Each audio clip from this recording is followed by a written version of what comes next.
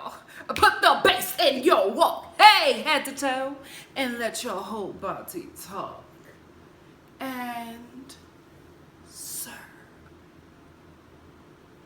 So we open up with the queens coming back into the workroom after elimination, Komora's elimination. And Trinity is sad because her Las Vegas sister has been eliminated. And Aja is, she's not sad, but the wind has been taken from her sails because she came into this competition like thinking she was the bee's knees, and I guess thinking that she was a strong contender.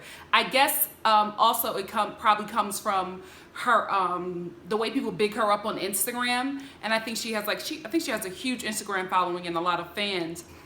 But Aja also uses a lot of face tuning and things of that nature. So when you see her on TV, she doesn't transfer to the same queen that's on Instagram. So I feel like the judges are going to come at her a bit more now with the makeup, because just even seeing her makeup again, I was like, Aja, girl, this is not good makeup. It really, really isn't. It needs help. And that's why Instagram probably worked for her, because of all the, photoshopping tools that she could use. In saying that, I think this competition is good for her because she's going in front of the great Rupaul. So she is going to get the critiques that she needs to, allow her performance skills to allow her makeup skills to match her performance skills, because it's just not there. She's a great performer. The makeup and the execution of the outfits needs work, but I think if she stays on this show long enough, she would get the critiques that she needs to make herself an outstanding queen, because Aja has it. It's just, again, like I said before, the taste level and just the execution is not there. But she can get it if she takes the judges' critiques and applies them to her work. Aja does something that is really, really childish, but I understand what's going on here. Now I understand the type of queen that she is, the person she is under the costume.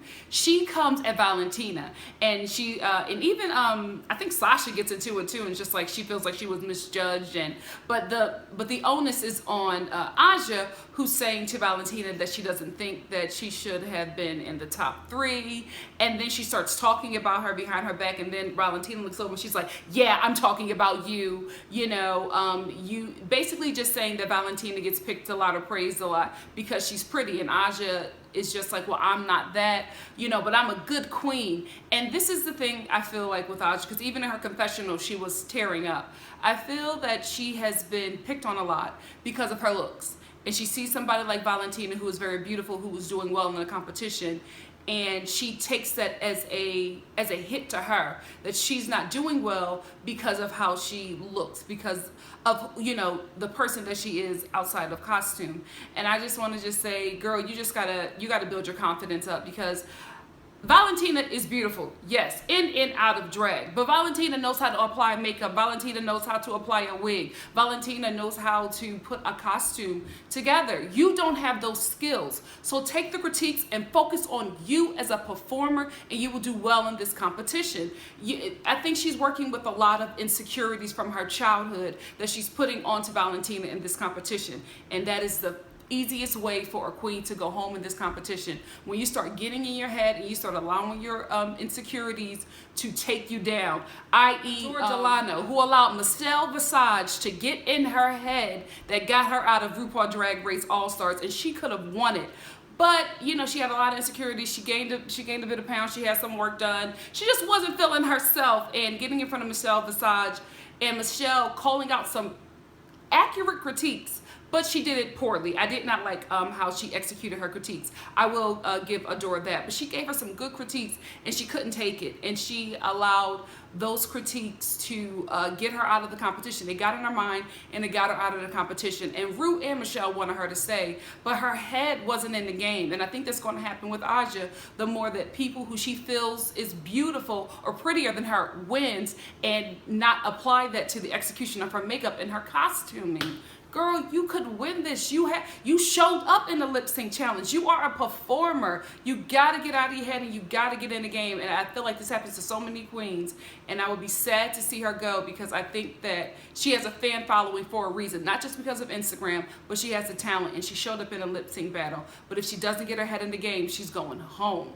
Maxi Challenge. The queens have been divided into two teams between Aja, who won the lip sync battle last episode, and Trinity, who actually won the last episode. So Rue made them both team captains, and now the challenge is for each team of queens to come up with a morning show. So girl, Aja has the first pick, and who does she pick? The first person to be on her team, Valentina. And then she says in her confessional, she says, I maybe want to channel what the judges see in her and apply it to myself. I really hope that what she says is what she means, and that she's not bringing Valentina on the team, and because she's team captain, putting her in a situation that will make her look less than worthy of the wins. You know what I mean? It could be a setup.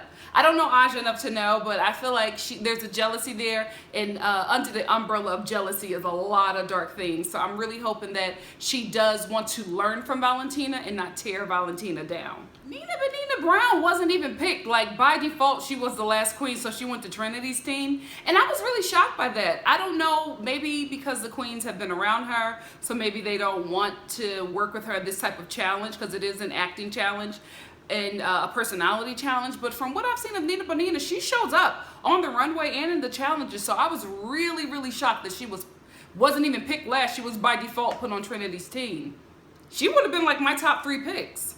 There's a twist. The morning shows are going to be broadcast live, so they won't get like chances to do it over. Like, everything that they do or that they prepare, they have to do it live. So this is going to be very interesting. Teams get together, and Trinity says to Nina Bonita Brown, don't get in your head, girl, because you were picked last. I want you here and I want you on my team. And then Nina Bonita in her confessional is just like, I think that I'm perceived as a Debbie Downer of the group. And you know what it is? Because in every Untucked, Nina Bonita is just sad about everything, even when she does well. So now I can understand why she wasn't picked, because people just don't feel like that kind of energy. But I will say this about Nina Bonita Brown: she can put together a garment, she shows up on the runway, and mother has great skin. Poor Trinity. Her group is just falling apart because she has Eureka, who has a big personality, and Trinity wants to get the team rolling, and it seems like the whole team is falling in line except for Eureka, because Eureka is just talking over people and just really being messy and catty about the whole situation, just making little side comments and little smart remarks to people, and she's really not being a team player. And I've always seen that in Eureka. She's always been that kind of saucy queen, which at times is cute, but in a group challenge, it's a nightmare. And Eureka gonna get on my nerves with this ghetto character that she wants to do. Girl, you crossing so many lines on this episode. Stay in your lane, miss. So Cynthia and Charlie are paired up, and right off the bat, Charlie is being like, you know, the comedy teacher, the comedy queen over everything, and really trying to come at Cynthia about how she's pronouncing her words and how she's delivering her jokes. And it's just like, Charlie, you are not the king or the queen of comedy. Have a stadium of seats. And in my opinion, I feel like Cynthia is funnier than Charlie. What I've seen from Charlie, I have not been like cracking up or laughing or, you know, wanting to see more. Cynthia to me is hilarious. And I think, and even she said in her confessional, she said that me mispronouncing my words, or, you know, having this like flighty behavior, that's my comedy, that's my joke, and people get it, and that's what I'm known for, and that's what's funny. That is exactly the truth. That is why she is funny, because, you know, she's cuckoo, and, you know, she's mispronouncing words in a way that's foreign to, you know, the American air, or you know, so to speak. So that's the joke, and that's the comedy about Cynthia. And I feel like I know from what I've seen that Charlie is like restraining her from doing that, and I really hope that Cynthia sticks her ground and she remains the comedy queen that she is, because Cynthia, in my opinion, is by far funnier than Charlie. She needs to be teaching Charlie. We're starting off the Maxi Challenge, and Alexis and Pheromone go first, so they do a really good job. For it to be like their first and only take, they're really funny. They are working really well together, and Pheromone, who I'm surprised is delivering the comedy, because I haven't seen comedy from her, but she's really delivering it. Aja and Valentina. No, they weren't working together at all. The jokes weren't landing. Aja and Shea Coulee did a great job. Their comedy was on point. Even their mess ups, they worked with it. They went with it. They were just really on point and really, really worked together really, really well. And Shea Coulee, who was Another one that shocked me with comedy. I'm like, these girls are really coming through. Overall, Aja's team did a very good job. They interviewed Naya Rivera together as a team, and they really did a really good job listening, taking notes. You know, I felt like it was a real show. You know what I mean? And I hope it is. I think it is. I could be wrong, but I thought I saw something on VH1 about it. So I'm really hoping, I think this is a great idea to have a morning show with drag queens. Are you kidding me? So I hope it's the real thing, but if not, they made me believe that it was the real thing, and I think they did a really good job. The weakest links, unfortunately, out of this entire team was Aja, who is the group leader, and Valentina, and I think that maybe it's because they did not work well off of each other. So Trinity's team goes, and she's first up with Peppermint. And again, their comedy is very weak. It's not really working. It's not really hitting well. They're not working together. The jokes aren't flying. And I feel like, no shade to Peppermint, who I think I love. I love the whole ambiance of Peppermint. She's not a comedy queen. So to give her jokes and to have her like lead out on jokes or end jokes is not really her strong suit. And I don't think that this should have been where she was placed in the team. I probably think that she should have done something a little minor, because comedy is just not her strong suit, and she is really not getting the jokes. They're not landing well, and Trinity is struggling because she's trying to carry everything, and it's just not it's not working. So then Charlie and Cynthia go, and it is a mess. And this is the thing, I knew it was going to be a mess because Charlie never struck me as comedy. I know a lot of queens said that she had like this really successful YouTube channel where she does a lot of impersonations, and that's the thing. I think Charlie's comedy is in the people that she impersonates. Sometimes there are comics who are just great at impersonations and not great at comedy outside of impersonations. Like, some people are blessed to be able to do two, and some people are able to do like only one form of that said comedy. And I wasn't surprised that Charlie really didn't do well in this in the comedy in this challenge, because to be honest, like I said, I never really thought that she was funny, and she was very cold, and trying to conduct how the setup was going while they were filming. And it's just like, girl, once the lights and the cameras hit you, you just have to go with what you have. She keeps on trying to go back to the paper that she has in front of her, and Cynthia's like looking down and picking it up and doing it, and you gotta roll with the punches. Whatever happens, happens. If you go off script, it's fine. You are filming, girl. You gotta let it happen. That's why Cynthia outshined Charlie, because one, she's naturally funny, and two, she rolls with the punches. She's very easygoing, and Charlie just does not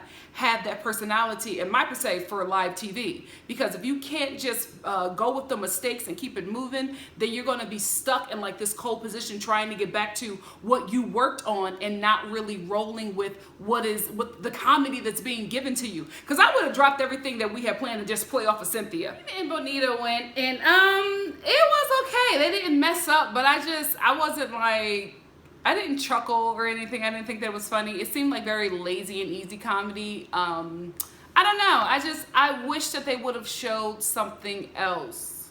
So Trinity's team is now getting ready to interview Naya Rivera, and it's awkward right off the bat.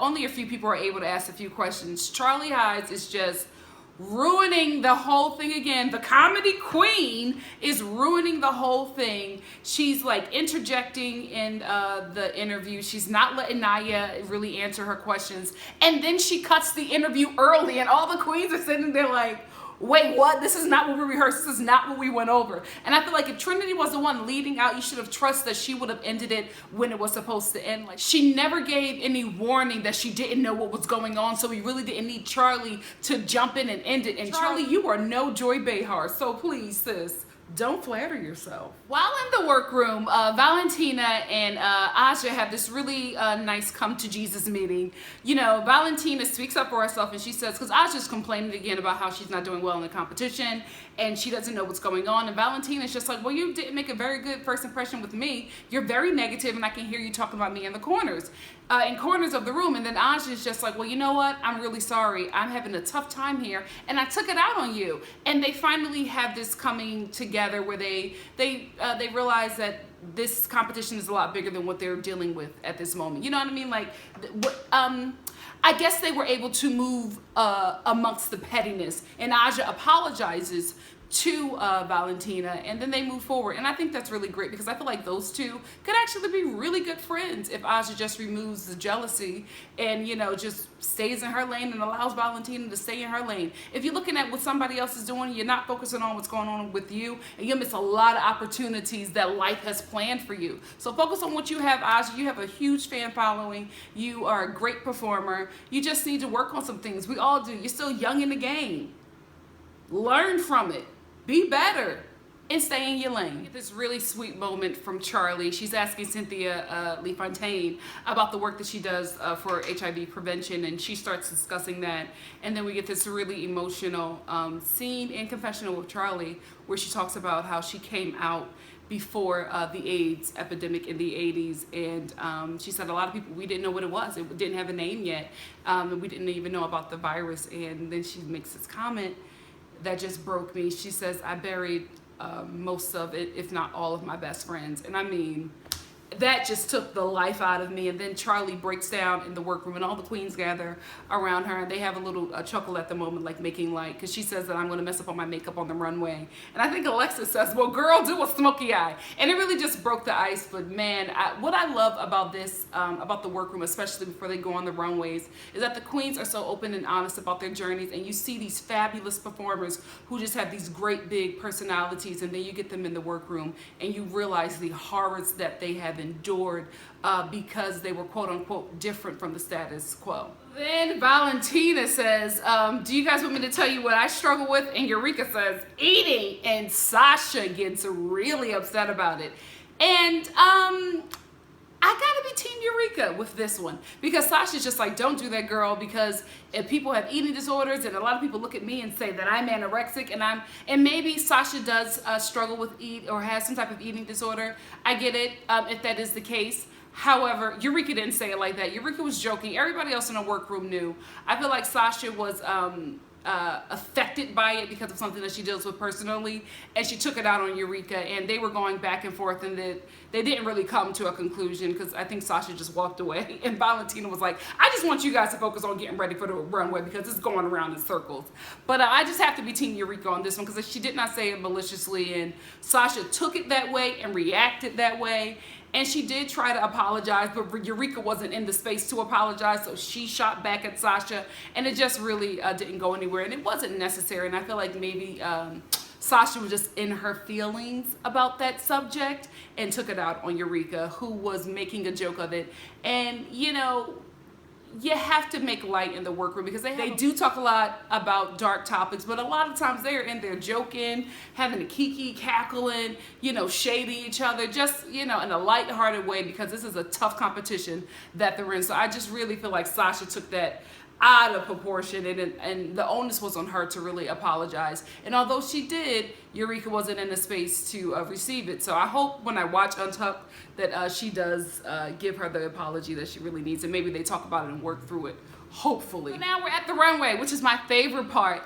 I must say, in no shade to the great Rupaul, I have not been a fan of the outfits this season.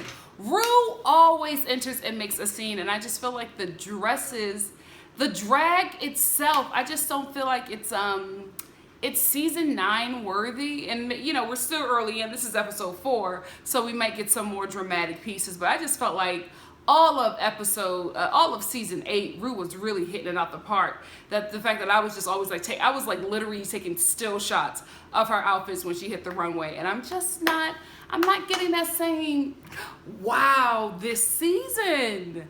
I don't know, I think maybe because now they're at VH1, they just have a different budget. That could be it, but I really wish this show would go back to Logo, and I'll talk about that later at the end of my review, but I miss this show being on Logo. I miss the whole Logo process. I don't know what happened. I think they tried to make it a bit more mainstream by coming to VH1, but the essence here on VH1 is just different with this show. Naya and Jeffrey are the guest judges, and can I just say, Jeffrey is gorgeous. Like, beautiful smile, beautiful skin, everything about him. He is a beautiful man. Today's runway category is naughty nighty, and a lot of the queens really hit it out the park. I don't think I saw any queens that was just like but the night is still young. Pheromone looked great. Alexis Michelle, her padding was just a little bit off. I know she's a bigger queen, but the padding, she looked like she had a little lump in the vagina.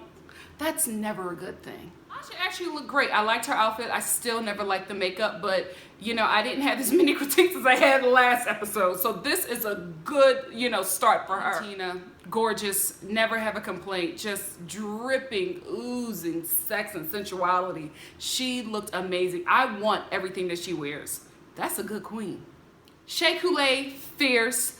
Sasha, props again, but she looked good, but again she's using the props, and Michelle Visage told you about them props. Trinity was okay. I wasn't like wowed by the outfit. It was just okay. Peppermint looked cheap. I just have to be honest and just say it. The whole outfit was just not reading well with me, and it didn't read well thought out that I really took the time to put it together. I don't know what was going on. Maybe she's also a queen that has questionable sewing skills, but that outfit could have been better. Charlie was forgettable, to be quite honest with you. It wasn't an outfit that I was wild, or that even after she left that I could remember. Cynthia looked great. She's the pageant queen, so she's always very glamorous, so I expected that from her, but I did like how she looked. I loved, however, Eureka. I wasn't like really wowed by the outfit, but with Eureka, I always love her personality on the runway and how she just owns it. She walks out there with like this, what is that thing called? That contraption.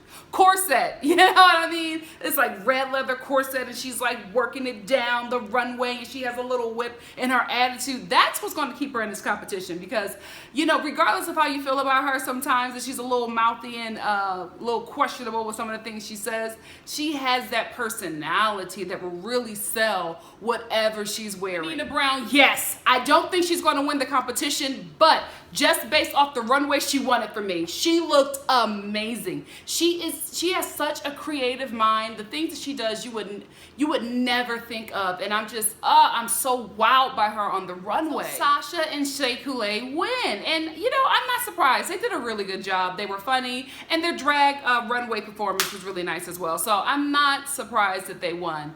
But, you know, Nina Bonina, just based off runway, what? So Aja's team is safe, and I only think her team is safe because Charlie Hines, is it Hyde?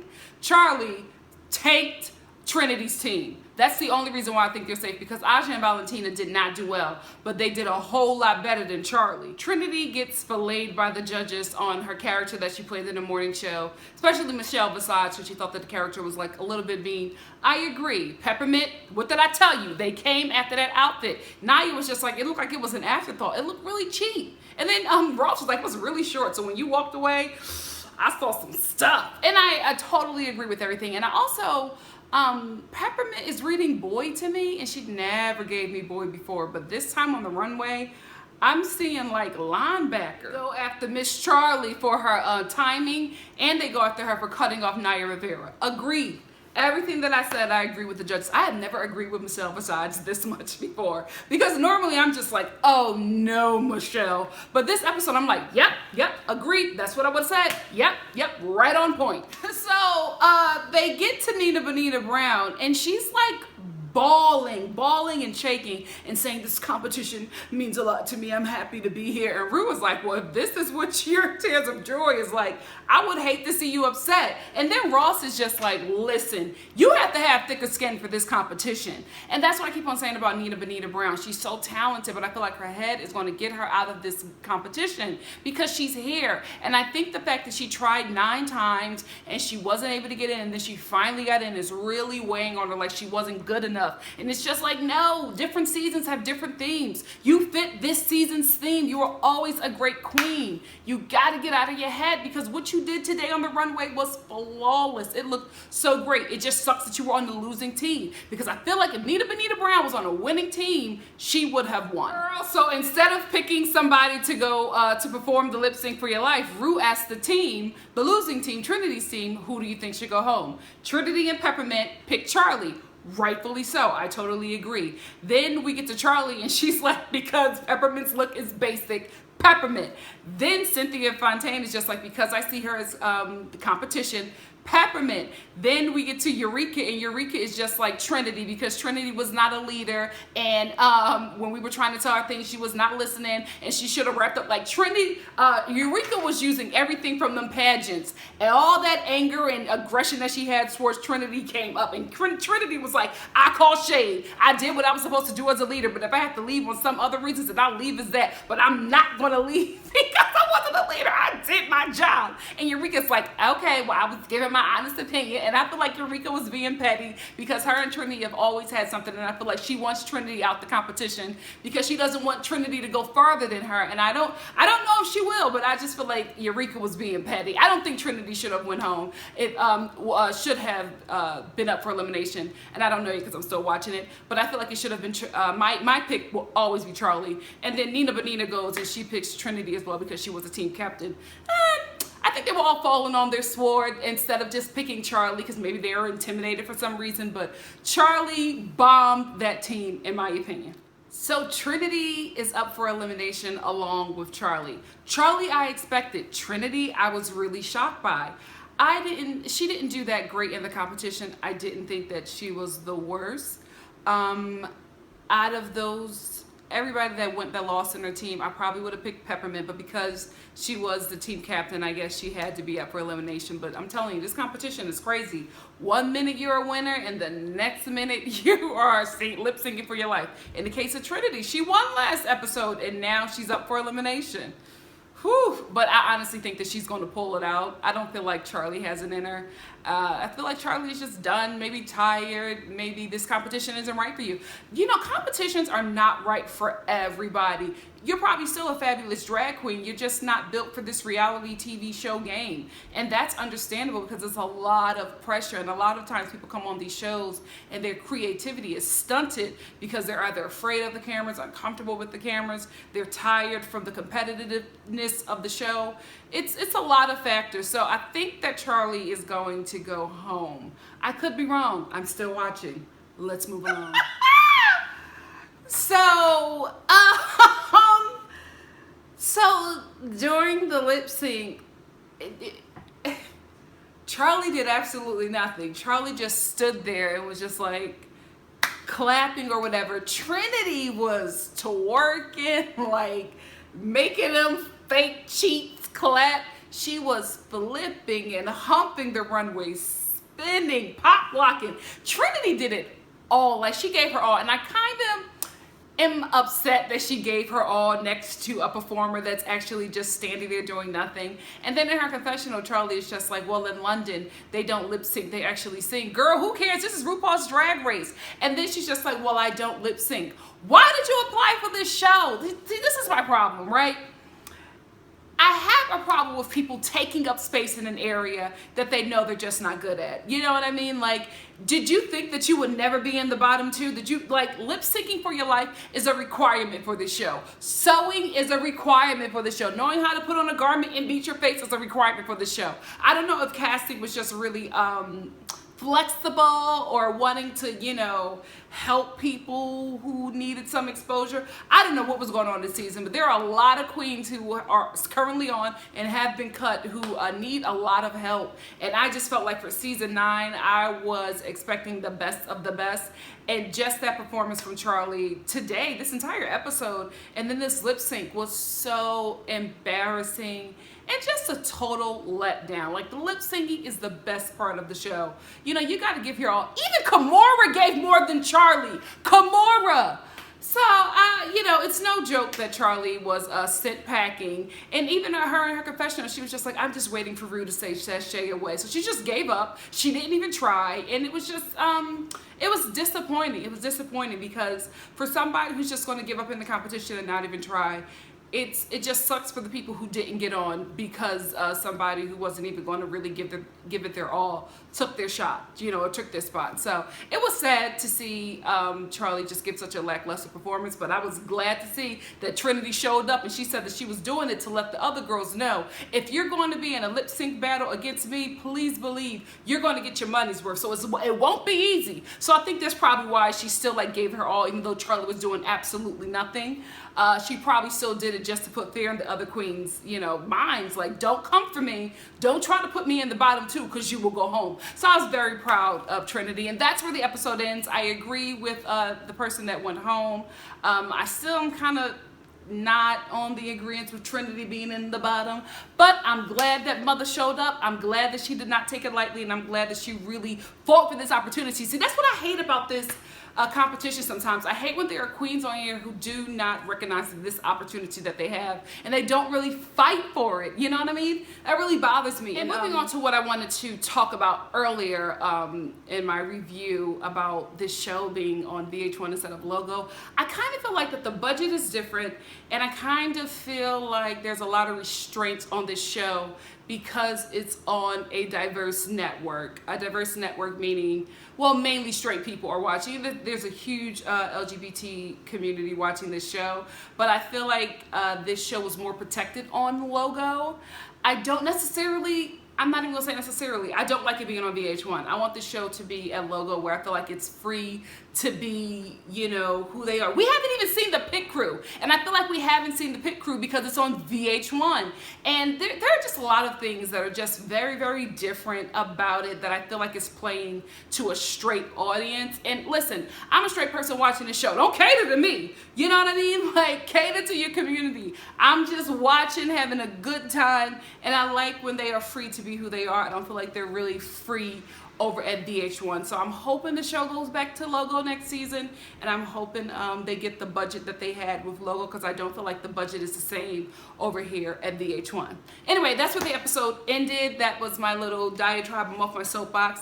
I will see you next week for episode 5 of RuPaul's Drag Race. And if you like what you see here, please like, comment, subscribe, and share. And I will see you next week. Bye, cover girls. Mwah.